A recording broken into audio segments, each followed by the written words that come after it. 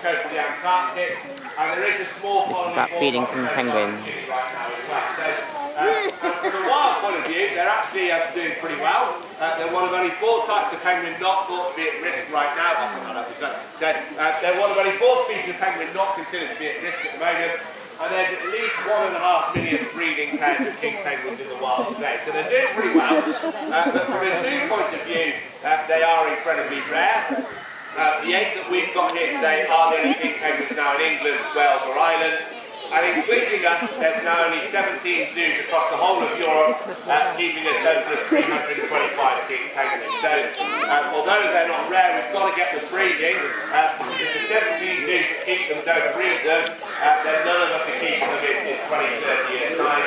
And these guys are our star attraction. We want to keep them going as long as we possibly can. So, to get the breeding, we need males and females. And at the moment, we've got 5 boys, 3 girls in the group. There is no easy way to tell the sexes apart. They're generally the same size and shape. They're the same colour, they make the same noise, and they've got the same bad temper as well. And as with all birds, there's nothing to look at for you, they tell you what you've got either. So, to find out if we've got male or female, when we get young penguins of any sort, we do DNA tests on them, which isn't as dramatic as it sounds. It's not Jeremy Kyle with big syringes pouring blood out of them. It's literally just taking maybe 5 or 6 feathers off the back of the young bird and sending them off to the labs for a blood test. And king penguins are quite unusual in the penguin world in the fact that they don't pair for life. Most of the penguins mate for life. These guys mix it up every year. It's a different partner every season. So there's a lot of courtship involved. And we are at the tail end of breeding season right now. And the first stage for a penguin to attract a partner is you'll hear them do a low trumpeting call, which it's basically them saying, here I am, I'm free and I'm single, who wants to pair up with me?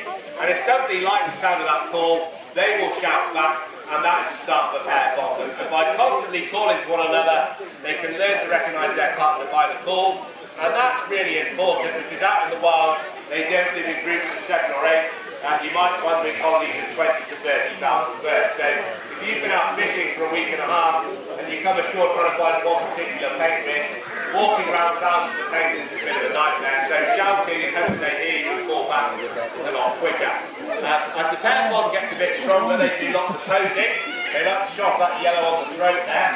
Young penguins don't have that, so it shows they're not old enough to breathe. So you'll see them really puffing the chest out and stretching the neck off to show that off. They also check out each other's feet, so you'll see them looking at each other's feet, clicking their feet to each other. Basically, big feet on a king penguin is a good incubator. And then the last stage of the courtship, and the grossest part of the courtship, is they really, really want to impress the opposite sex. You'll see them throwing up fish cups all over their partner's feet. Now, that sounds disgusting, but if you're trying to impress the opposite sex, by being sick in front of you, saying, look, I can bring back takeaway for any chicks you give me 3 months later. So, it's all part of the courtship process, and I just wouldn't recommend it on a night out in town. So you'll see all of that going on. The next stage is to get eggs, and every pair will give their single white egg, and the eggs are massive. We had one last year that was 430 grams, about that sort of size. And these guys don't bother to build a nest as most other penguins do. They just put their single egg on top of the thing, tuck it under the belly, warm, and there's only room for 1 egg to sit on the thing. That's why it's just 1. Mum and dad share incubation of the egg.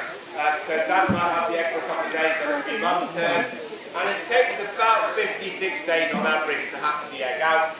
And this year, we've had 2 eggs so far. Egg number 1 was laid by Maggie. That was her first ever egg, unfortunately it was infertile. First attempts usually are. Egg number 2 was produced by Lily, and it's currently in the incubator. It's about 14 days away from hatching, if it's any good. I've got my doubts, just because she's very, very old and her boyfriend's even older, so chances of fertility for a grand old pair of penguins is pretty low. But we've got it in the incubator. We take the eggs away from the kings just because they're very, very clumsy. We've got our best breeding male here called Frank. He's fathered several chicks in the last few years. He's also broken multiple eggs in the last few years as well. When he gets given an egg, he forgets he's Frank the king penguin, and he suddenly thinks he's Cristiano Ronaldo. We come in and find him sitting on eggs and squashing them to pieces. 2 years ago I came in the morning and found him kicking an egg everywhere around the enclosure. It was in 3 bits when I got to it. And last chicks hatch in the whole of Europe, and they didn't all survive. Every egg is absolutely crucial. So we take the eggs away and incubate them, and it does mean that the pairs might lay a second egg later on that year. It wouldn't happen in the wild. But if I can get 2 eggs from every female, then 6 eggs are more likely to have a chick at the end of the year. The problem we've got this year, Bill hasn't paired up with anyone, so it's quite being free and available. So, but again, if we're going to get, if we get chicks, king penguin chicks are the ugliest baby penguins by quite some way. Every other type of penguin, the chicks have got feathers on to keep them nice and warm. King penguin chicks are completely bold when they first break out the egg, and they look very similar to E.T. from the film. So they've got brown wrinkly skin, big round pot belly, long neck, 2 great big bulging eyes, and the chick will be fed by mum and dad every few hours. They'll regurgitate to take chunks of food, and within 6 months the chick is heavier than its parents, but they have to bulk up very early on.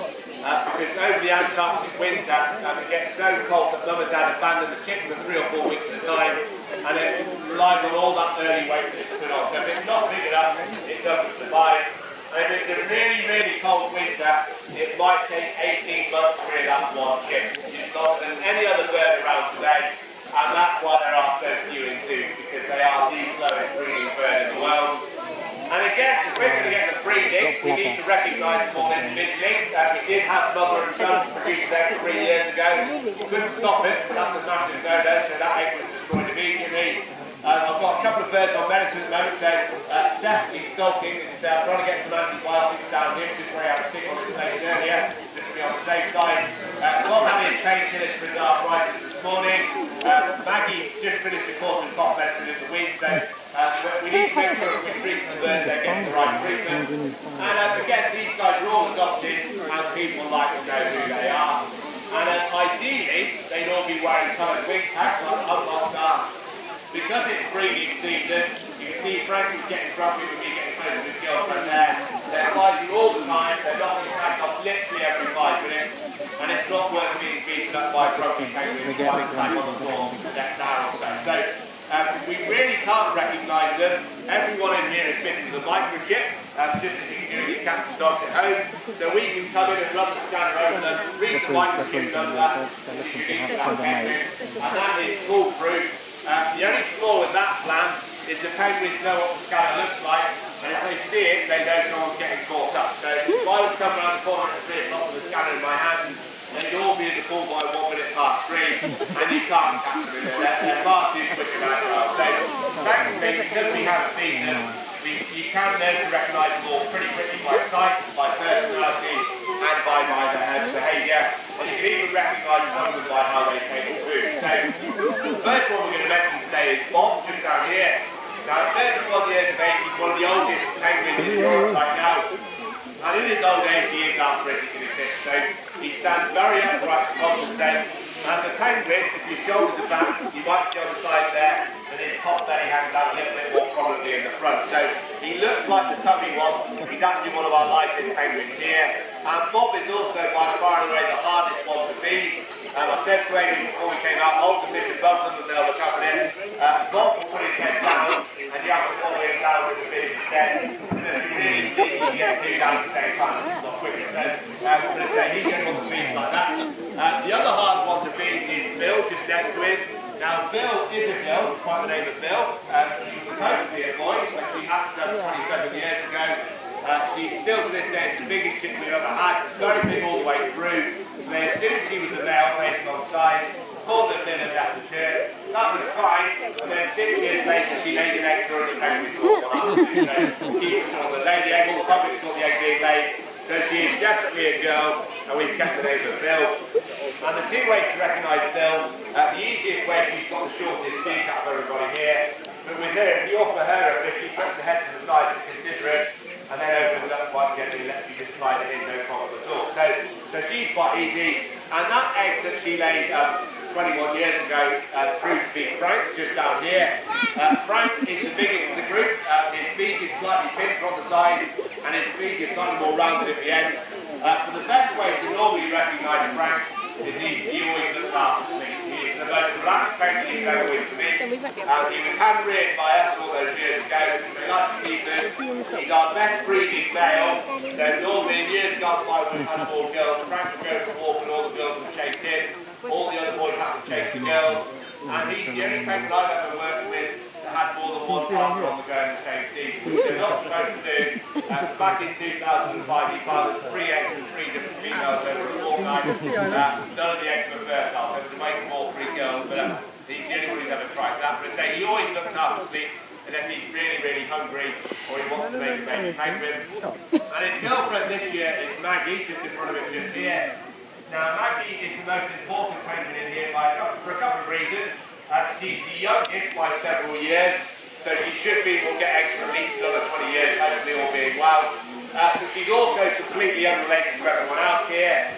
She's the only one not bred here. She hatched in Denmark 7 years ago last week, joined us in 2016 as part of the breeding programme, and in the 5 years she's been here, she hasn't bothered learning English. So as a result, she's a scaredy cat in the group. She's the first one to run away. I came in wearing the wrong colour coat the other day, she picked it up to the ball by herself, no one else did. The other way you can recognise, if you catch it at the right angle, she's got a really yellowy green tinge on top of her head, which no one else has got. So that's quite an easy way to work out who she is. We've got Ollie, who's the one who's off show, maybe a little bit under the weather. Ollie is the grumpy one, normally. He's had social distancing down to a fine art ever since he hatched 24 years ago. And he's the only one that will come and actively beat up the other penguins and the keepers. So when he was out, he'd see him stood by himself quite happily, because he doesn't like anyone getting close. If he gets too close to him, he will growl if he wants. Happy birthday to you. I said this to you. We'll say that's happy birthday. That's actually, here I am, boys. I'm getting old in the end, but I'm still available if anyone wants it. So what we'd like to see is one of the boys shouting back. Seth is fed up with Lily, Frank's fed up with Maggie, Bob's too old, he's probably dealing with that in his old age, and Spike doesn't know what to do with girls, so since he sees that, we'll see if no one else calls that back to it. But as I say, Wally Upto, if you walk up to him, he'll growl, he wants to say get out of the way. If you don't move by the time he's finished growling, he will slap you as hard as he possibly can with his wing. That thing is good 8 miles an hour. That broke my wrist a number of years ago. And if you still don't move after that, he will then catch you as hard as he possibly can. Let me shout again, Bill. So she's found it there. That's quite serious calling there, folks. So the only one showing interest is their potential daughter-in-law who doesn't like her shouting. So you might see Maggie go and tell her off a bit. But they say, Ollie, the only penguin I've ever worked with is the other penguins in the vet for the stitches. Someone put their dog in here about 15 years ago and wondered why it left with a lot less blood than it came in with, because he nailed it square in the face. He's actually in the doctor several times in the past as well. And he's the only one, if I'm catching him up, it's cricket pads, spots, arms, and dogs. He is so feisty. And hopefully we've got a lot of this makes sure he's eating okay. We then have Spike just down here. Spike is the most popular penguin in the group by quite some way. He's very, very close to 15,000 friends on Facebook right now. He's just joined Instagram. He's got more friends in the park already. And he's on Twitter, but he's not particularly good on there as well. So you can find him on social media. Just search for Spike the King Penguin and it'll come up with him. But just be aware there's at least 2 fake Spikes on Facebook trying to troll him at the moment. Don't know why. He's got nearly 15,000 followers. And Spike is possibly handed 14 years ago. Best way to recognise him, he's got long his feet up everybody here. He's a very cool penguin as well. The way he's hand-reared, from day one he's been very used to the paparazzi. So he is our go-to penguin for TV work, for photo shoots, for vlogging assignments. Always done it here, but he loves the camera. And we had the BBC here about 4 months ago, testing cameras on our penguins before they go to the wild shortly. And they set up the camera on the wall just there. All the team penguins were led by Maggie, charged up there straight away, except for Spike, who sat down here, watched us down the camera, sorted over 3 minutes later, parked himself smack bang in front of the camera, and then didn't move for the next 3.5 hours. So he's complete natural. You'll be on your Christmas cards again in December. The 12th year on top you've done that. It looks like a wild king penguin. We put a green screen over the back wall and they'll superimpose that. He's going to be in a big bird book later on this year. He was on the front cover of the Children's Encyclopedia last year. And 10 years ago, Spike did a lot of work for Mcvities Biscuits. We make those lovely chocolate bars for penguins. And Mickey's had him choosing the jokes he's got on the back of the Raptors on April the 10 years ago. Loads of jokes around the enclosure, which everybody looked at big off the back of the Raptors. Now, TV-wise, he's done lots of things over the years. The exalted highlight of his TV career was a documentary made in here 9 years ago called Natural Curiosities.